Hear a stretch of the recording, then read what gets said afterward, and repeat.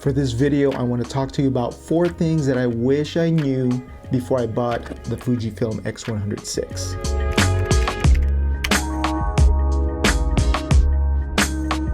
So it's been about 3 weeks now since I bought my FUJIFILM X100VI, and I wanted to talk a little bit about just some honest opinions, just really some honest truth from a new FUJIFILM user. So this is my first FUJIFILM camera.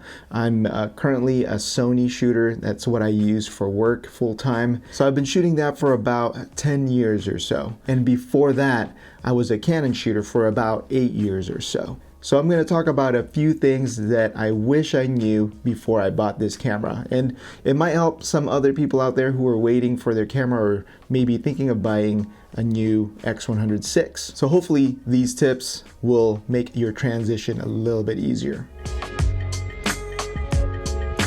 The first thing is that sometimes the obvious things are not so obvious. What do I mean by this? The first time I shot the camera, the night before, I was messing around with the settings and trying to just figure out what the menus look like and just where everything is at. And I was trying to find out how to turn on the flash and turn it off and all that good stuff.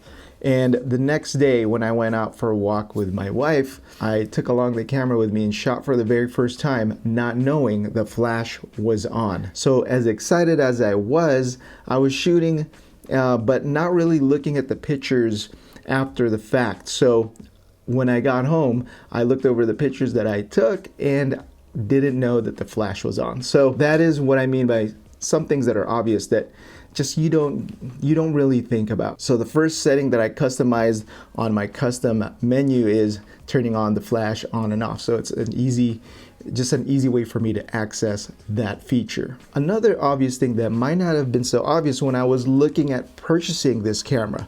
Take a look at the top panel of this camera. So you have a nice shutter button, you have your exposure compensation dial, and your shutter speed dial that acts as an ISO dial. But what do you not see there? There is no mode dial, which is something that if you have owned a camera before, like maybe from Sony or Canon, there's a mode dial on mostly all of their cameras. And this one should have been obvious when, of course, just being around cameras for a long time is just not something that I thought about. But if you are someone who's been around cameras for a while, you know that there's just a different way of setting your modes. So if you want shutter priority, you need to set your shutter speed first and put your aperture and your ISO on automatic. And that might not be obvious to a lot of beginners. So I just want you to kind of have that in the back of your head. So no mode dials means you really have to think about your settings a little bit more. But once you have that particular setting that you want, it's really easy and it's self-explanatory. So it's not necessarily a bad thing, but it is something that you need to know. Another thing that you'll notice on this camera is there is no record button. There's no video button, like a dedicated one. So you have to really dig into the menus, so there's a button here that is called drive delete, and basically when you press that button you can choose between a single shot, continuous shot, and lo and behold there's the video button there. So you can switch to video mode there, and then once you press the shutter button you will now be recording videos. Another way that you can record videos is you can set one of your custom buttons as a video record button. So just so you know that, if you're looking around and you're thinking, how do I record videos with this? That is how you actually do it with the FUJIFILM X100VI. The last thing that should be obvious, but is not quite that obvious, is that this camera has a leaf shutter. So if you don't know what a leaf shutter is, it's not a mechanical shutter in your camera body, but the shutter is actually on the lens. And because of that, there are limitations and benefits to that. One benefit is that you can go up to really high shutter speeds and sync with your flash. So you don't need high speed sync. And that is cool for really bringing down the exposure and using flash, so you don't have to use such a high powered flash. But there is a limitation with leaf shutters that you need to know. So that is, when you are wide open, you cannot go over 1/2000th of a second. It's just physically impossible. It's mechanically impossible for this shutter to move that fast, at least for this leaf shutter. So technically, this camera can go up to 1/4000th of a second. But in order to get to that high of a shutter speed, you need to be stopped down to at least f4.5. So your aperture is a little bit smaller, right? And it's a little bit more narrow. And that allows basically this camera to get up to that high shutter speed. The second category of things that I wish I knew before getting this camera is that there is going to be a learning curve. So what do I mean by that? I mean, this camera is pretty much as simple as you can get as far as a professional, prosumer grade camera. It has a lot of functions and features packed into this small camera, but this is being marketed as almost like a high-end point and shoot, so anyone can pick it up really, or maybe a lot of consumers out there that are a little bit more on the amateur and not professional side might be looking into this camera. But here's the thing, if you are not that familiar with, let's say, the exposure triangle or shooting manual, or just even the non-automatic modes, or the semi-automatic modes, maybe you'd come into the purchase thinking that this camera is super easy to use, which in time it does become a very easy camera to use. But in the very beginning, there's going to be a learning curve. Especially, like I said, if you're more on the beginner side. So you're gonna need to know a little bit about shutter speed, you're gonna need to know a little bit about aperture and ISO, and you're gonna need to know a little bit about exposure compensations. You're gonna need to know a little bit of photography knowledge, a little bit about exposure to really get the most out of this camera.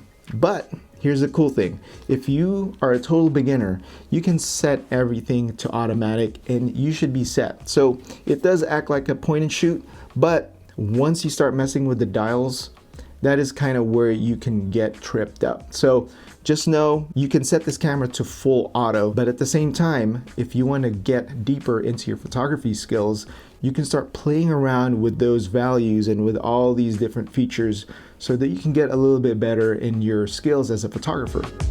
The third category that I want to talk about is that this camera is not perfect. Maybe that goes without saying, maybe it's obvious, but you know what? There is a lot of hype surrounding this camera on the internet. It's sold out everywhere. A lot of people can't get to it, or maybe you're on the waiting list and you won't get your camera for another month or two or even more. So just know that when you get this camera, I mean, honestly, this is a super awesome camera. I already love it after owning it for just 3 weeks now, but it's not perfect, no camera is, and you shouldn't think that either when you're just because the internet says otherwise. But you really need to have the camera in your hand and you actually need to use it, and so you know its quirks and you know its strengths and weaknesses. But this is definitely not a perfect camera. Here's an example.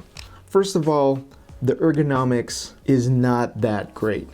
It's a tiny camera, so that's a little bit of a negative and a positive. It's positive because you can bring it anywhere, but since it is a small camera, there's barely any area or real estate for your hands. So you really have to watch where your fingers are located or where they're placed when you're shooting, because whatever you used to do with your other camera might not work with this camera. For example, I had to buy this thumb grip, which I thought, you know what, I'm just gonna buy it. I did have a small RX1 from Sony that I bought almost 10 years ago. I think it's 10 years ago. And for that camera, I wish I did have a thumb rest. So right off the bat, I knew this is a small camera, just kind of like the RX1. It's a bit bigger than that, but I do feel like I'm gonna need that. So I did purchase it and I'm so glad I did. Without this thumb grip, you really have no place to put your thumb and you kind of have to dance around a little bit and try to figure out where that thumb is gonna rest. So this thumb rest is very helpful,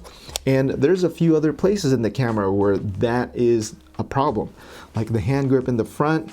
And this has been something that's notorious with Sony. People complain about it where you have a pinky, you know, dangling. That's understandable complaint for a bigger camera, but this is an even smaller camera, and now you're gonna have at least 2 or 3 other fingers dangling from this camera.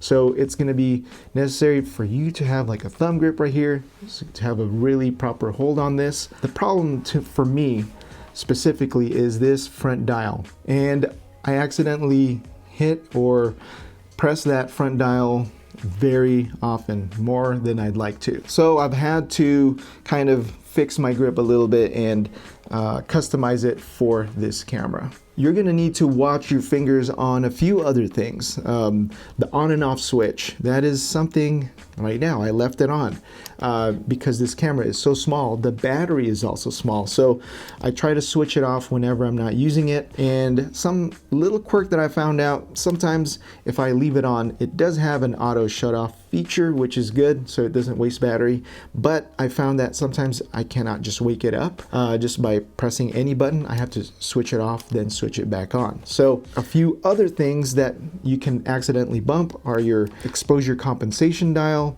and your zoom dial right here in the front. So those are a few of the things that I've found out that I've accidentally bumped or touched and changed a setting or two. And while we're on the subject of this camera not being perfect, you know what? Coming from Sony, I thought the menu system was bad. But guess what? Fujifilm's menu system is even worse. So just know that, because I warned you. And while we're comparing this to Sony, if you compare this camera's focus system to Sony's, you are going to be disappointed. I mean, it's not bad, but it's not Sony autofocus. If Sony is like a level 10, I would say this is a level 6. If you're coming from Sony, you're spoiled. And if you're trying to wirelessly connect this to your phone, you're going to be sadly disappointed, because it is a process that just makes me want to pull my hair out. Sometimes it just doesn't connect. It's a bit laggy, and sometimes I just want to give up. Maybe I'm being too hard, but it works about 75% of the time. But the 25% of the time that where it's dropping the connection or it doesn't connect is just frustrating. Fujifilm, I hope this is something that can be, you know, easily upgraded or just improved with firmware. The last complaint I have about this camera, I promise. So the bottom of this camera, look at that bottom plate. What do you notice about the tripod mount? That mount is dangerously close to the battery door. So that means you have this little bit of real estate to put your plate, your quick release plate, or your tripod plate. So you're going to be limited. If you are using one of your existing quick release plates, it might be too big and it might obstruct your battery door. Right now I have something on order from Small Rig. It's basically a hand grip, bottom mounted. What it does also is it moves your 1/4 inch thread a little bit more centered to the lens and away from the battery door. I believe that's not out yet. It'll ship soon, but as soon as it gets here, that'll hopefully alleviate that problem. If you have a solution for all of you Fujifilm owners out there, or X100V or 6 owners, and you know how to solve that problem, please let me know in the comments. The fourth category I wish I knew before buying this camera, customizing is going to be necessary. There is this button here that is called the Q button. Basically, that means quick. So it's your quick menu button. When you press that button, basically you have a custom menu system that's designed by you. And one cool thing too is that you can declutter your quick menu. You can have as few as 4 buttons there, and you can have as many as I think 16. The Q button is really your best friend. So if you don't want to be diving deep into the menus, you want to use your Q button as much as you can and really customize it to your heart's desire. But as far as customizing, this has a lot of customization that you can do. You can customize this focus ring. You can customize this button right here, this lever over here. You can customize these buttons over here, any of these buttons you can customize, except for the menu play and display back button. But there are a few buttons that you can customize yourself, and really that makes your shooting experience a lot funner. One last thing that I want to talk about regarding customization is the way that you can customize your displays. You can customize your LCD display to really only show what you want to show. One thing that I have done to customize my viewfinders is that on the optical viewfinder, I basically left that blank. And on the digital viewfinder, I put a little bit of info on there, only the things that I need. And here's one tip that I've already learned is that what you want to do is take all of those display values out of your viewfinder. And then what you want to do is whatever you feel like you're missing, then just add that. You'll find that you're not over cluttering your viewfinder, and you're only having just the things that you need to see at all times. I think that is just a cool experience in shooting, not having all these things just populate your screen, your viewfinder, and it gives you a little bit more power in customizing what you want to see. Well, that brings us to the conclusion of this video, and you might be asking, well, do you regret buying this camera? Is it just still all hype to you? This camera has inspired me to bring it along with me everywhere, and therefore I've taken more pictures, probably more pictures in the last 3 weeks than I've ever taken in the last 3 months, of last year without having this camera. I mean, that to me is worth it. So right now, this camera is my daily driver, and I bring it with me everywhere, like I said, and hopefully I can share a little bit more of my insights as I get to know this camera. And if you have any tips out there, any Fujifilm shooters, if there's something that I missed, that maybe, some tips that you can give to a new Fujifilm shooter, please let us know in the comments. That would be so helpful. It's very helpful that you comment. So I appreciate that. And so please do that. And thanks for watching this video. And I'll see you in the next one. Peace.